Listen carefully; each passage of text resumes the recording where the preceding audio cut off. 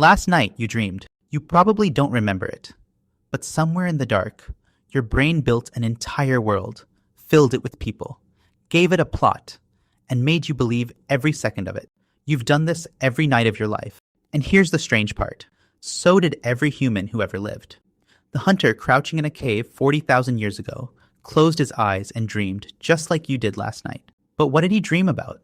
You might assume the answer is lost forever. Dreams don't fossilize. They leave no bones, no tools, no cave paintings labeled, "This is what I saw while sleeping."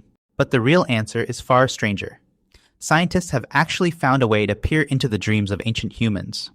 And what they discovered changes how you should think about every dream you've ever had. Here's the trick. There are still people alive today who live almost exactly like your ancestors did. The Hadza of Tanzania, the BaYaka of the Congo Basin. Hunter-gatherer communities whose daily lives, sleeping conditions, and social structures mirror the way all humans lived for the vast majority of our existence. Not perfectly, but close enough to matter. In 2023, an evolutionary anthropologist named David Sampson at the University of Toronto led a team that did something remarkable. They collected hundreds of dream reports from Hadza and BaYaka communities and compared them side by side with dream reports from people in Europe and North America. Same questions, same methods, two completely different worlds. The results were not what you'd expect. You might guess that people living surrounded by lions, snakes, and real physical danger would have terrifying dreams, constant nightmares. And yes, their dreams contained threats, wild animals, falling, conflict. But here's the twist. Their dreams almost always resolved. A BaYaka dreamer would be attacked by a buffalo, and then a community member would appear and help them. A Hadza dreamer would fall into a well, and someone would pull them out. The danger showed up, and then the community showed up. The dream ended with rescue. Now compare that to the dreams collected from people in Western cities. Fewer lions, more anxiety. The threats in modern dreams were vaguer, more social, more psychological. Being unprepared, being chased by something you never quite see, being embarrassed. And critically, these dreams resolved far less often. The nightmare just ran until you woke up. No rescue. No community member appearing at the last moment. You faced the threat alone. Think about what that means. The people living with actual physical danger had dreams full of solutions. The people living in physical safety had dreams full of unsolvable dread. Why? To answer that, you need to understand what dreaming is actually for. For most of the 20th century, the dominant idea came from Sigmund Freud, who believed dreams were disguised wishes bubbling up from your unconscious. It was a compelling story. It was also, as far as modern science can tell, mostly wrong. The theory that replaced it is far more practical.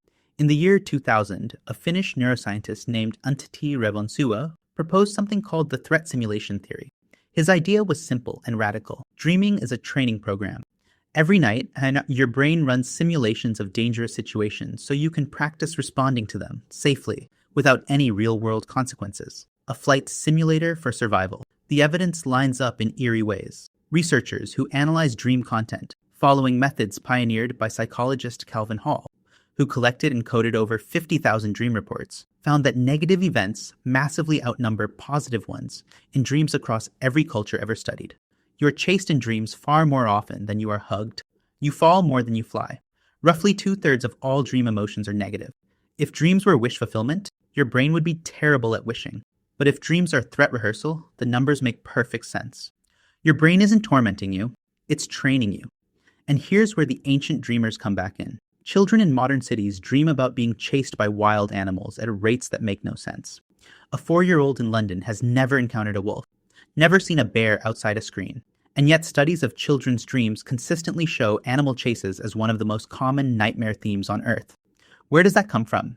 Not from experience. It comes from inheritance. Your dream life runs on ancient software. The threats your brain rehearses by default are the threats that killed your ancestors. Predators, falling from heights, being separated from the group, drowning. These fears are preloaded. You were born with the nightmares of the Pleistocene already installed.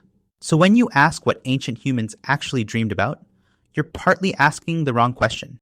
Because in one very real sense, you already know. You dreamed their dreams. The chase through the dark, the teeth behind you, the cliff edge, the water closing over your head. These images have been passing through human skulls night after night. For hundreds of thousands of years, the scenery of your nightmares is older than language. Older than fire, possibly, It's the one inheritance every ancestor handed down without fail. But the Hadza and BaYaka research reveals something the theory alone couldn't. It's not just about the threat, it's about the resolution. Samson's team noticed that hunter-gatherer dreams were saturated with community. Other people appeared constantly, and they appeared as helpers. The dream didn't just simulate the lion, it simulated the rescue. It rehearsed the social bond, the reaching hand, the group that pulls you back from the edge. And that detail matters enormously, because for your ancestors, the group was the survival strategy. A human alone on the savannah was a dead human. Your species didn't survive because of the claws or speed. You survived because of each other.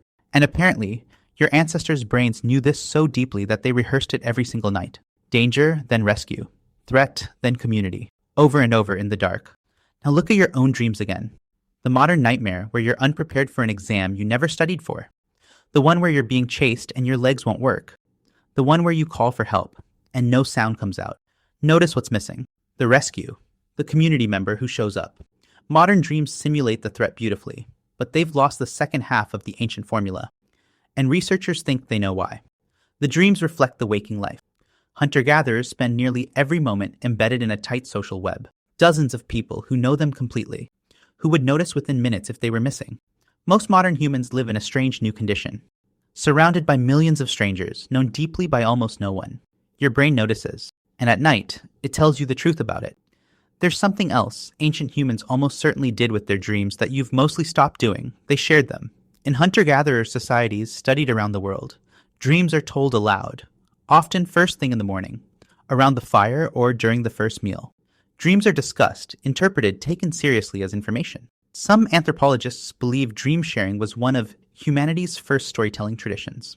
Before novels, before myths were formalized, there was someone saying, "Last night, I dreamed," and the group leaned in. Think about that. The dream was never meant to be a private experience. For most of human history, it was social material. It got talked about, laughed about, worried over.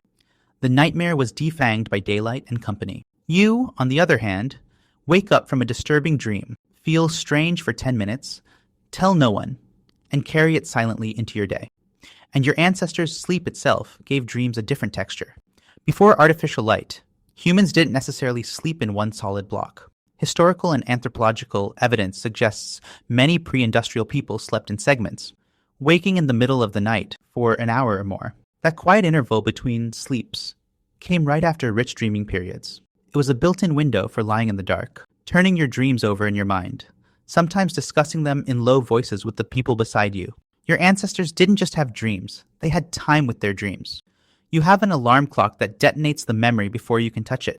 So picture it now, properly. A band of humans, 50,000 years ago, sleeping close together around embers. One of them is dreaming. In the dream, something is stalking her through tall grass. Her heart pounds in her sleep. The dream brain runs the ancient simulation. And then, in the dream, her sister appears, grabs her arm, and pulls her to safety.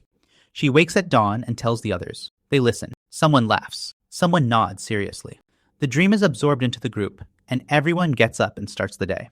That scene, or something like it, played out trillions of times across human history. It may be one of the most repeated experiences our species has ever had.